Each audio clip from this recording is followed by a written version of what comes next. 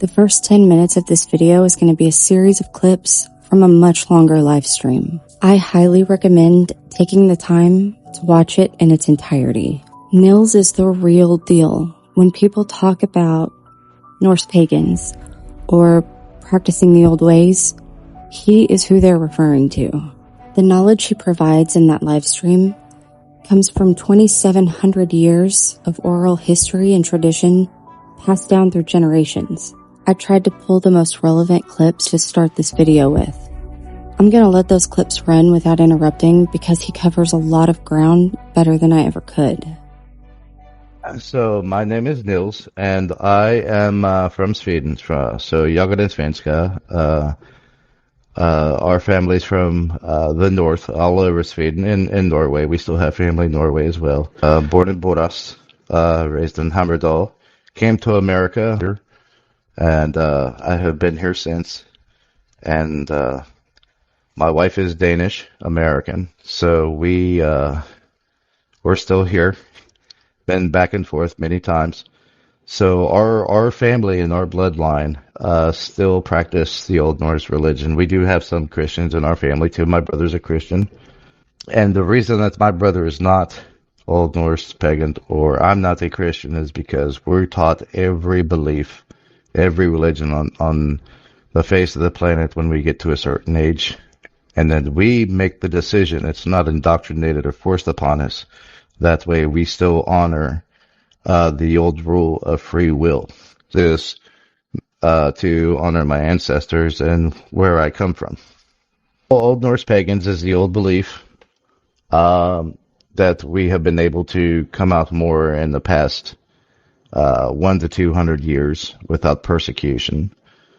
It's a lot more prevalent, and it's paganism as a whole, not just Norse believers, is rising even faster. What scares me the most is how many people are being attracted or recruited into the Odinic ways of Odinism. It sounds like it's pretty prevalent up there as well in Indiana, correct? Yeah, there's pagans, there's Wiccans, there's Norse pagans. They actually have a big festival called Nerf, which is an annual gathering of many different ones. People have asked me if I wanted to attend. I know there's a lot from the Odinists that attend that, so it's like, no, I'll just stay where I'm at. Yes, motion, it states that Odinism was hijacked by the white nationalists. Is that true? Or what do you think about it? Odinism was started as a folkish heathen movement, traditionally with the old Germanic practice. That limited only white individuals, and at the beginning only white men to be allowed to join. So they weren't hijacked. It was created as a white supremacist organization. And then later in America, it was more prevalent in prisons and jails because they segregated in jails. I don't know why. It became more prevalent in prisons for those white groups and other white supremacist groups. So leading into that part, so if this memorandum is correct, what's your thoughts on their accusations of him technically not having any ties and the guards having ties, and this potentially being one of their groups? I think the group is keeping it very hidden right now. They're keeping it very silent and quiet, especially with the guards protecting him. You know, being within earshot of attorneys and family and things like that. Would you be under the impression, after reading the memorandum, would you be under the impression if it was more than one person that would have done it? It had to be. Honestly, I think it was more than one person. And the entire group knew of a small group of people. I think whatever. I don't know how that their structure is in the Odinic rite. I know that they use the term. They have like at their top. They have what's called the Court of Gotis, which is like a priest in our belief. And each of their little groups, local groups, have a goatee. But as far as from there in between, I don't know how they're structured. So I would say that from their local group, they probably knew about the murders, but they didn't call it that. They called it, sacrifice. And that kind of follows back with Nita's question. Do Norse magic practitioners tend to fracture from core practice to their own subject of practice, kind of like Christians have different denominations? There are Norse pagans who do practice Sade or magic, which is the Old Norse magic, not necessarily just black magic. But they also do old Celtic magic. They might do the Roman pantheon style of magic, or they'll worship their gods too. Or Wiccan magic. There's a lot of Norse pagans that practice Wiccan magic as well. I saw a mixture of all of it, and they all have their different runes, I noticed as well. Their own spin-off on certain, when I was researching it. Even though it might not be legit, they have their own twist, it seems like. Yeah. So a goatee is a priest. And in the modern sense, with some of these groups, it's basically the leader of their little local group or a larger group. They call themselves goatees. It takes a lot of knowledge. It takes a lot of seclusion and isolation and many, many, many years to study to become a goatee. So some of them are saying goatee, but they don't know all of the knowledge about. And that's what caught my attention is when I did my reading. And Susanna can hear me. I probably said it until I was blue in the face that I always felt like it was a false prophet. Not saying that he is, but it definitely gave me the sense of a false prophecy, as in not legit, and kind of putting that facade on with religion as the forefront when it really isn't. Yes, a lot of them, they want to be somebody. They want to be a leader in a religious organization or cult, but they don't know all the information. They don't have all of that knowledge. And this knowledge was actually, it's still oral in our family. It was kept secret because of religious persecution. So everything that has come out, not all of it is written. And there was a reason for that. This is where I was going to, because damn Harley Dad. So he could have been misinterpreting the entire religion. And that's what we were touching base on and talking about earlier, is it makes me think of a mix of trying to comprehend the religion mixed with fandom, fantasy, and extremism. Yes, a combination of each one. By this point in the stream, Niels had done a fair amount of sharing what he believes, how things work, and they moved to a more candid Q&A. I want to clarify that this conversation took place right after the Frank's memo came out. New information has come out since then, but I really felt it was important to start this video off with an honest reaction to and conversation about the Frank's memo, because this is what that looks like. But I am going to include the clips where he discusses the runes and leads into his final thoughts, and we'll go from there. Blood offerings, in our belief, are considered the most valid and the most legit, I guess. The reason for this is because there's two essences of life. With this is any human that you cannot live without, and that's breath or blood. You lose one or the other, you're going to die. Your blood is very sacred. I saw also when I was researching, they can use saliva as well. Yes, saliva was given. That goes from a being that was created after the Assyro-Vanir War, when the two tribes decided to make peace. They created a human that was the wisest of all beings, named Kvasir, and they each spit into a bowl to create. So even in Norse magic, saliva is considered, it's very highly regarded as sacred. And on Abby's body, I noticed that there are antlers at her head. Do you have any idea of why they would, or symbolizing of the horns or antlers?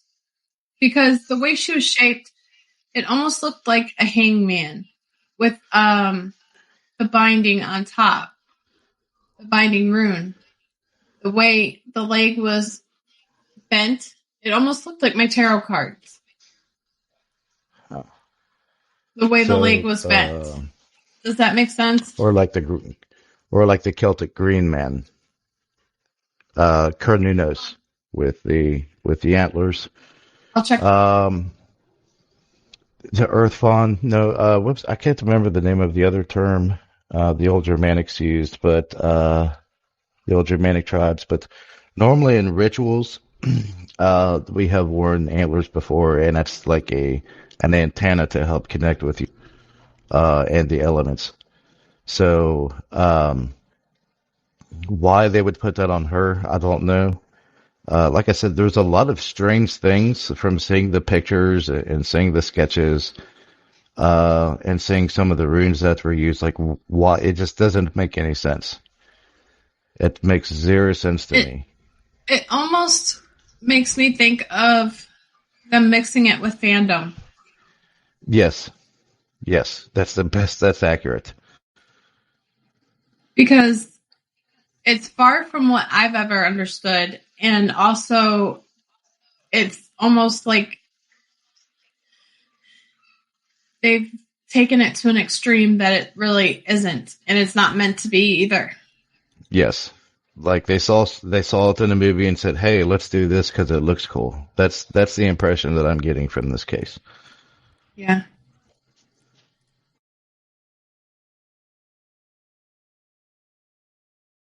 Yeah, there was different ones. There was Gibo, there was Ansus, there was Feu. I saw Isa, Othala, and Othala looks like a diamond with two wings at the bottom, with two legs basically.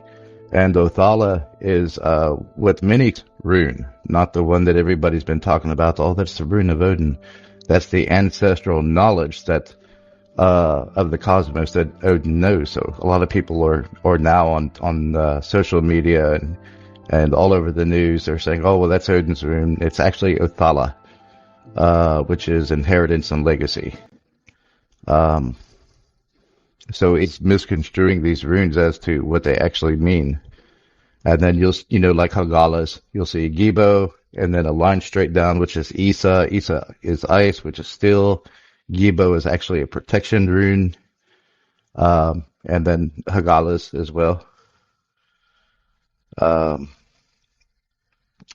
they're either mispronouncing rather the name, or they don't know exactly what rune they're looking at, so they're just Googling anything to come up with these runes. So the runes are connected to an ancient primordial knowledge. I mean, the father of the gods basically had to sacrifice himself to himself for 9 days in order to see that, and then give it to mankind and the rest of the gods. So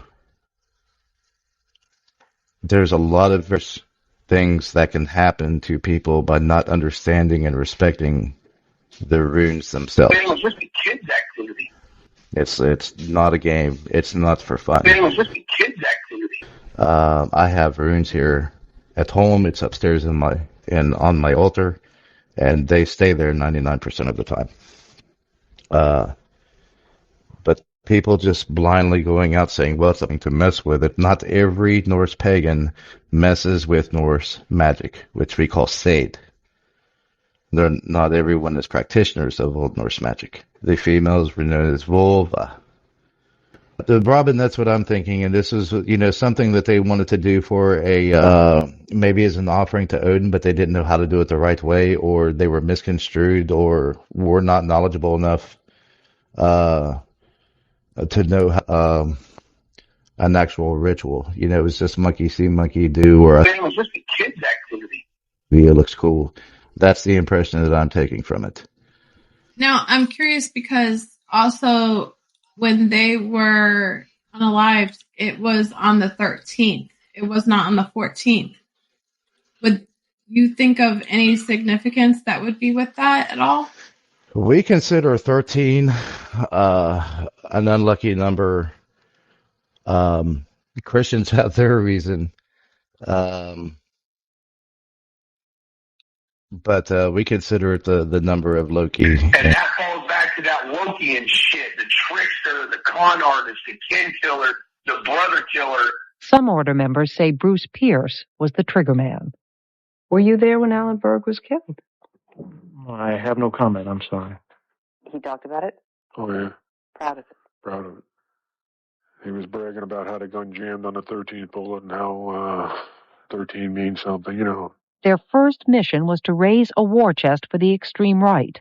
If not legally, then through counterfeiting and robbery. And then when we found out that they were running around Rushville spinning counterfeit 20s. Using the presses at Aryan Nations, the group had begun printing counterfeit money. When Bruce Pierce tried to pass the poorly forged bills, he was arrested. I never saw Bob like that before. He was upset, real pale. He said, what's the matter, Bob? I said, I got to do something. I got in the car myself. I drove all the way down to Rushville. And on the way, I'm telling her, pack up all of his shit. I want anything that has club-related pictures on it, words on it, every single damn thing that he's gotten while he's been a hang around in a probate. And I said, I'm pulling his patch. I'm coming to get all the shit. And I did. But we consider it the number of Loki and as an unlucky number, which is, so the fact that it came out on the 13th is like, that something's not right. 13 means something, you know.